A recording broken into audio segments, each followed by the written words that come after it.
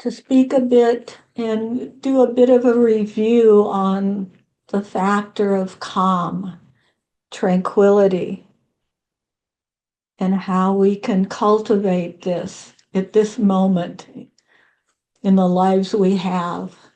And it's certainly no great revelation that we and everyone on our planet are living in very stressful times and environments. Everywhere we look, there is challenge. Our environment, our politics, our economies, our social fabric, all are combining to create increasing levels of stress. It's just the time that we have. For many, if not most of us, the whips and arrows of this dukkha have been what have brought us to the cushion.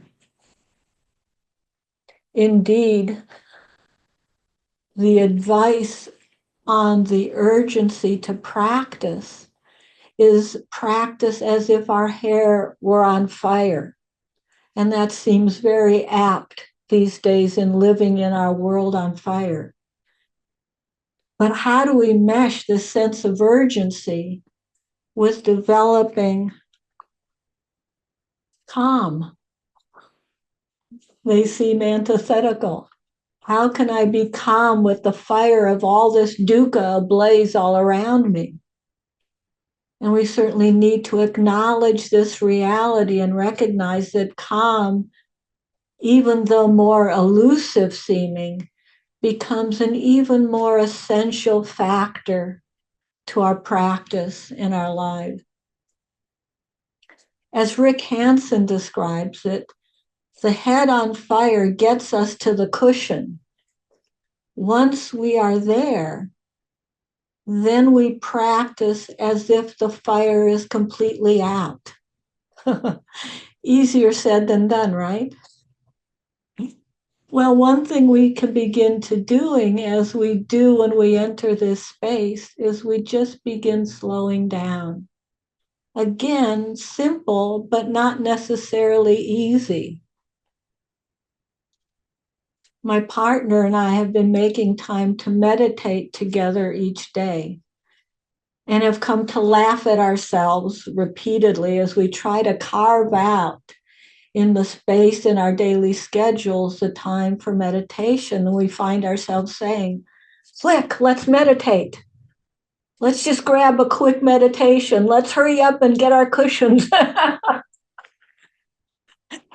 And hearing ourselves as we're saying these things, I mean, as Susan points out, we need to meet ourselves where we are and settle first these busy energies that we bring to our cushions. We begin to come in for a landing out of the busyness and constant doing of our lives and begin to orient towards settling and a bit more calm. It's how we begin our practice. Stop, take a pause, just turn our attention away from all the externals and look inward with kind eyes to notice what's going on in there. Hey, sweetheart. Hey, buddy. Hey, darling. How's it going in there? Where's there any rattle? Where is there any distress? We notice our dukkha, our suffering, our distress, and seek to find ways to provide some comfort and soothing. And this was a point that Bill and Susan emphasized in their intro talks to the topic of calm. Bill pointed out that this practice of soothing doesn't come naturally to us necessarily. And he suggests we all experience to some degree the dharmic diagnosis of arrested development of self-soothing. This is pervasive in our society. Our bodies, our brains, our physiologies are designed to notice danger. We have that negativity bias built into our brains, that survival instinct to stay alert, to be vigilant, to see the danger.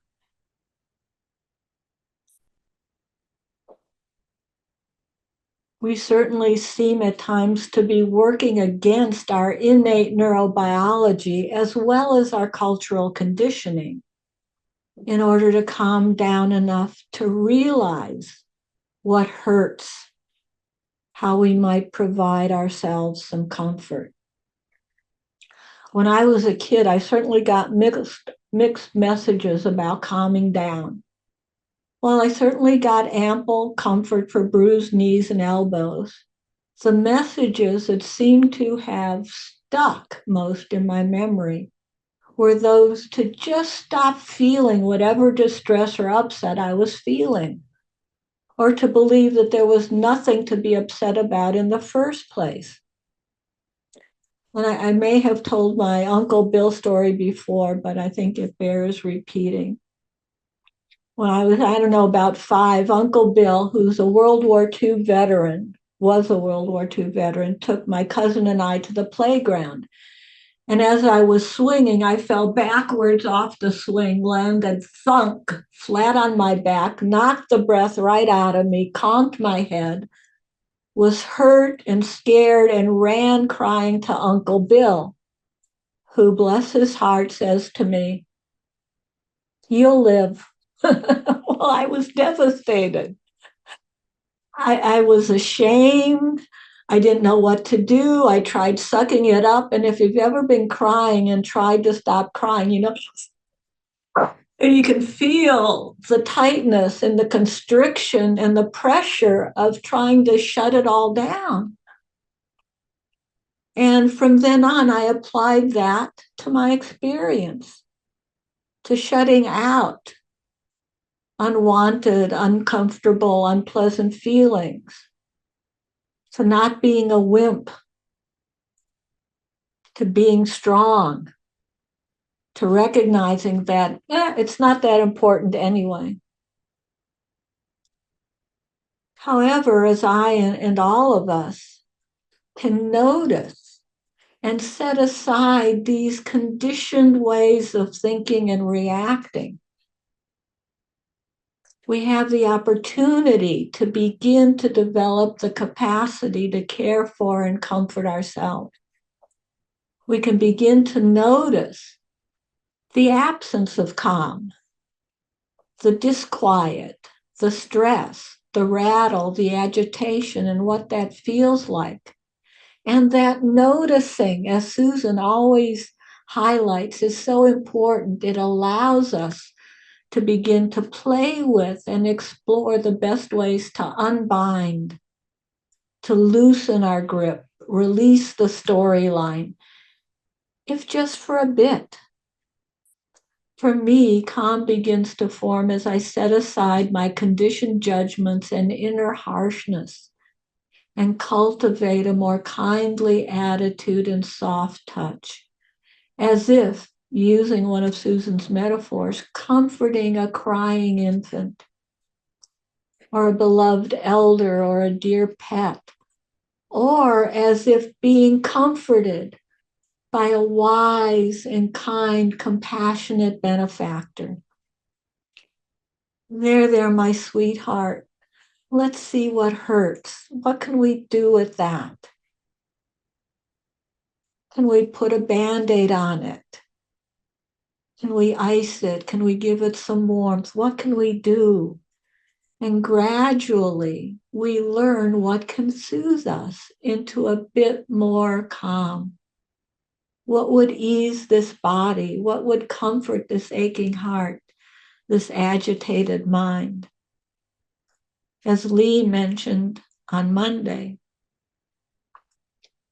we can offer internal pillows to ourselves the same way we might offer external cushions to soften under an aching knee or a hurting hip or a sore back. And I personally love the image of putting a pillow under my heart when it's feeling a bit battered and bruised.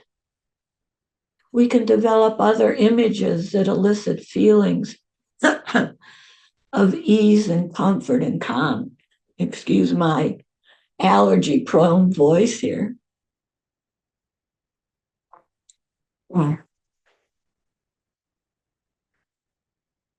So, other images of comfort and calm, maybe an inner cup of tea that warms and soothes, sitting in a comfortable chair curled up with a sleeping, purring kitten, or one of Bill's images, a being in a diving bell that sinks down underneath the tumultuous waves on the surface of the water down into the more deep, still waters below.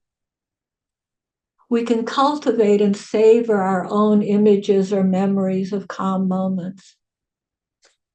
I recently found a new one. I was at my 7-year-old grandniece's baseball game, the opening game of the season. And for kids at that age, they give them like 9 strikes before they're out. And she had her first at bat, and I was nervous. I could feel the rattle, and she swung and missed. And I can feel that rattle growing, and she swung and missed 9 times. And I felt the anxiety and distress of every missed pitch. She left the batter's box and ran to her mom and then to her dad. And they both knelt and held her close and spoke softly and encouragingly. I imagine them saying, there, you're still a good person, my love. And just as I had felt the distress at every swung and missed ball, I also felt a deep sense of calm and comfort as I watched the comfort she received from her parents. And this is an image that's going into my comfort toolbox. We can certainly honor the reality of the pain and distress in our lives. It hurts. We will strike out more often than we hit home runs. We'll have our breath knocked out of us and the world tell us we'll live. It is what brings us to the cushion as if our hair were on fire. We can quench the fires of dukkha, at least for this moment, and develop the skillful means to soothe and comfort ourselves and cultivate our calm space of refuge.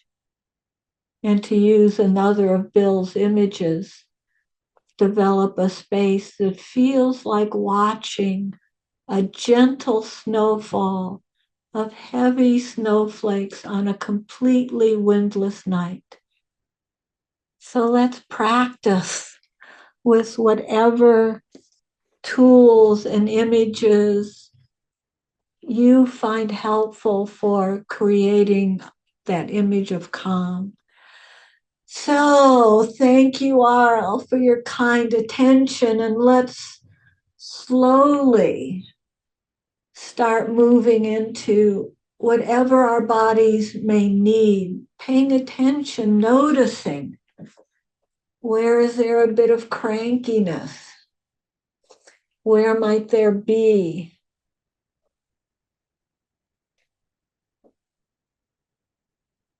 a bit of achiness? That we can move in a way that brings more ease and comfort. Maybe gentle twists, easy stretches,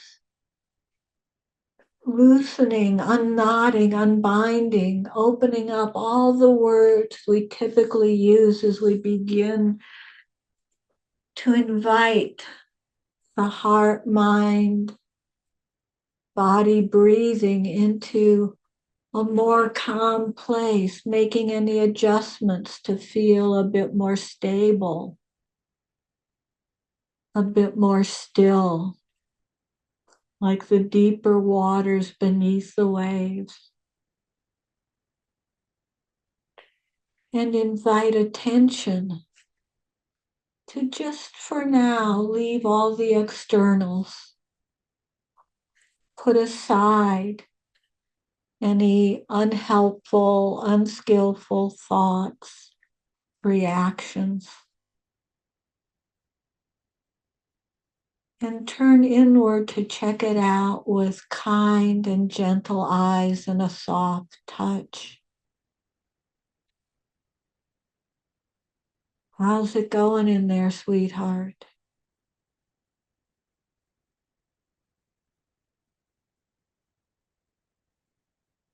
What might bring a bit more calm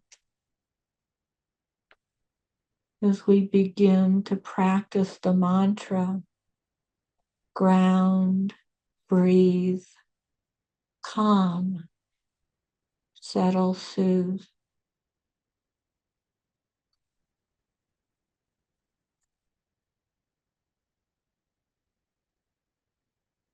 Giving ourselves the space to be any way we are in this moment.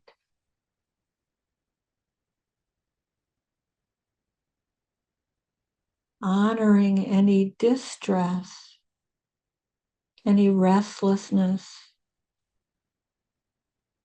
any pushing away, and exploring how that lands in the body and what comfort we might offer. Not solutions, not analyses,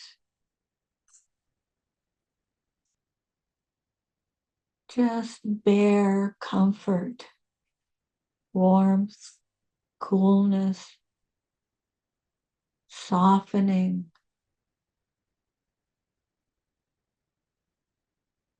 letting the muck settle so the water becomes more clear, and feeling into that.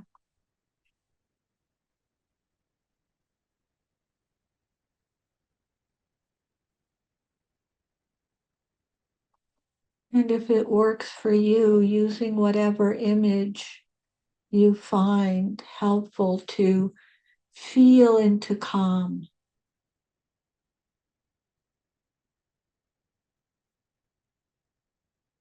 Being a calm mountain, abiding by all the changes going on around it.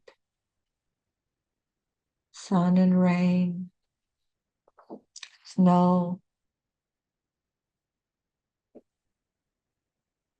clouds and sun, abiding it all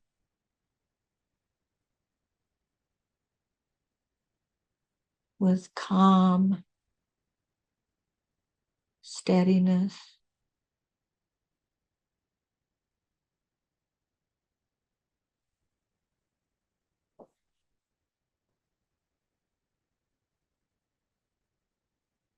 feeling into slowing down, coming in for a rest.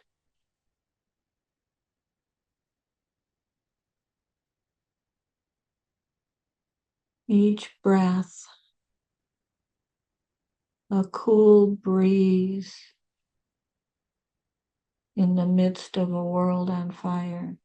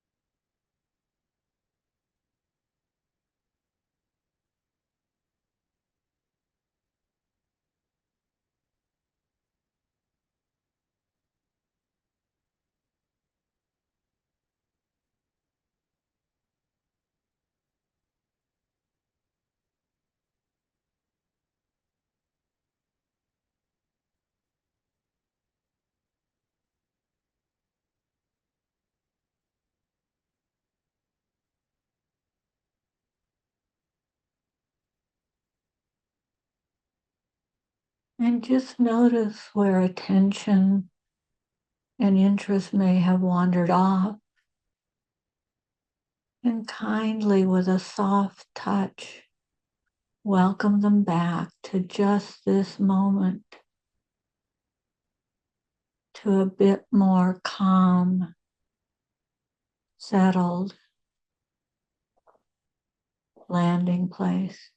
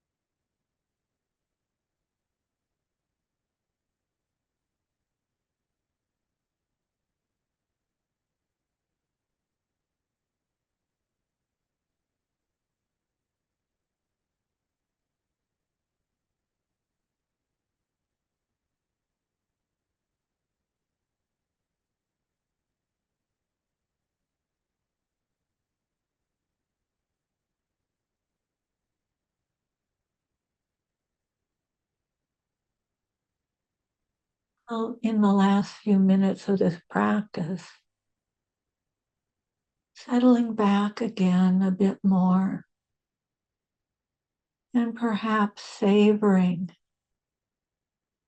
each breath as a gift of calmness to ourselves, to each other, to our world.